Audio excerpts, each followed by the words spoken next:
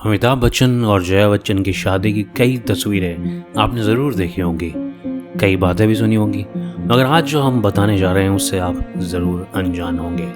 इस वीडियो में हम आपको दो कहानियां सुनाएंगे। पहली अमिताभ बच्चन, रेखा और जया बच्चन से जुड़ी कहानी है। इस कहानी में जया बच्चन ने रेखा को थप्पड़ मार दिया था।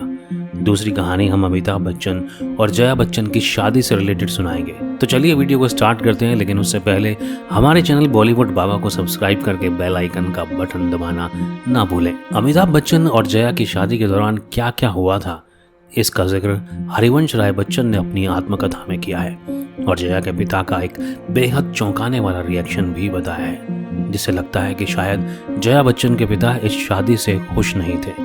आजकल जहां बॉलीवुड में एक्टर अभिषेक बच्चन और ऐश्वर्या राय के रिश्ते को लेकर तरह तरह की बातें हो रही हैं, वहीं अमिताभ बच्चन और जया बच्चन की शादी से जुड़ा हुआ एक पुराना किस्सा सामने आया है।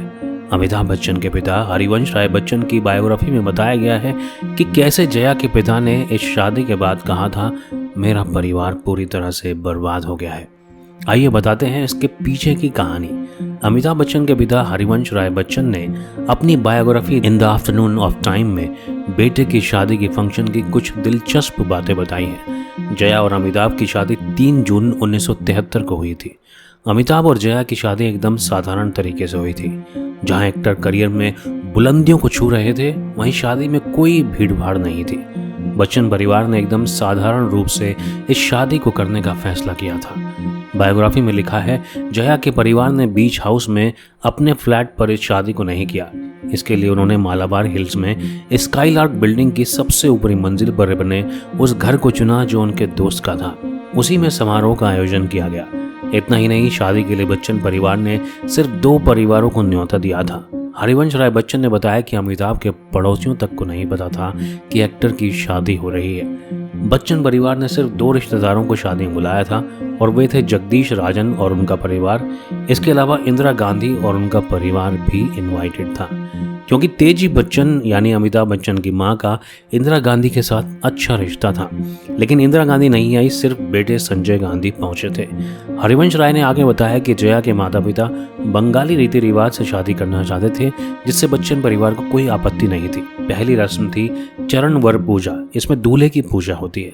जया के पिता अमिताभ के निवास मंगल पर तोहफे लेकर आए थे और एक छोटा सा फंक्शन भी हुआ था। इसके बाद एक्टर के पिता ने भी जया के लिए वैसा ही किया। हरिवंश राय बच्चन ने यह भी जिक्र किया कि उन्होंने इस शादी में एक चीज गौर की थी, और वो ये कि शादी में जया के अलावा एक्ट्रेस के परिवार का कोई दूसरा व्यक्ति खुश नहीं था। परिवार में किसी ने भी थोड़ी सी भी खुशी नहीं दिखाई। शादी के बारे में हरिवंश राय ने बताया, देर रात तक चली शादी के बाद बाराती डिनर के बाद चले गए। केवल करीबी लोग ही बचे थे। जाने से पहले मैंने अपनी नई बहू के पिता को गले लगाया और अमित जैसा दामाद मिलने पर उन्हें बधाई दी। हरिवंश राय बच्चन ने बताया कि वह भी जया के पिता से यही उम्मीद कर रहे थे कि वो भी बधाई देंगे कि उन्हें इतनी प्यारी बहू के रूप में उनकी बेटी मिली है, लेकिन ऐसा कुछ नहीं हुआ। उल्टा जया के पिता बोले, मेरा परिवार पूरी तरह से बर्बाद हो गया है। अब जया बच्चन के पिता ने ऐसा क्यों कहा, ये तो पता नहीं चल पाया है, लेकिन ये बात बाकायदा हरिवंश राय बच्चन की किताब में दर्ज हुई है, तो हम ये समझते हैं कि ये बात सही होगी। रेखा और अमिताभ बच्चन के प्यार के किस्से तो अब तक फिल्मी गलियारों में गूंजते हैं। हालांकि बाद में अमिताभ ने जया से शादी कर ली, लेकिन कहा जाता है कि शादी के बाद भी अमिताभ और रेखा की आपस में बातचीत होती थी। फिल्म के बहाने दोनों सेट पर काफी वक्त साथ बिताते थे। एक बार कुछ ऐसा हुआ था कि जया बच्चन ने रेखा को थप्पड़ मार दिया था, तब अमिताभ बच्चन भी देखते रह गए थे। हम आपको उसी की कहानी बताने जा रहे हैं। ये घटना 1980 में आई फिल्म राम बलराम के सेट पर घटी थी। जैसा हमने आपको पहले बताया कि 1973 में जया और अमिताभ की शादी हो चुकी थी। जया इस बात की काफ़ी कोशिश करती थी कि अमिताभ और रेखा एक दूसरे से दूर रहे, लेकिन फिल्म निर्माता निर्देशकों की कोशिश होती थी कि इस जोड़ी को फिल्म में कास्ट करें, क्योंकि लोगों को अमिताभ बच्चन और रेखा की जोड़ी पसंद आ रही थी। प्रोड्यूसर टीटो टोनी एक फिल्म में रेखा और अमिताभ को साइन करना चाह रहे थे, जिसका नाम राम बलराम था। जया बच्चन ने प्रोड्यूसर से कहा कि वो फिल्म में अमिताभ बच्चन के अपोजिट जीनत अमान को साइन कर ले। जब रेखा को पता चला कि उन्हें फिल्म से रिप्लेस किया जा रहा है, तो उन्होंने टीटो टोनी से बात करने के बजाय डायरेक्टर विजय आनंद से बात की।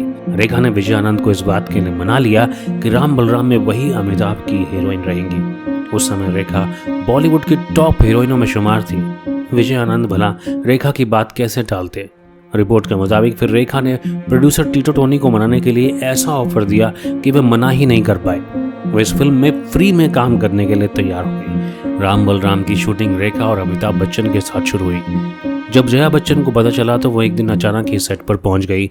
बताया जाता है कि वहां रेखा और अमिताभ को एक दूसरे से बात करते हुए देख जया गुस्से से भन्ना गई और रेखा को सबके सामने थप्पड़ मार दिया। सेट पर मौजूद सभी लोग शॉक थे। अमिताभ बच्चन के भी होश उड़ गए और वे गुस्से में वहां से निकल गए।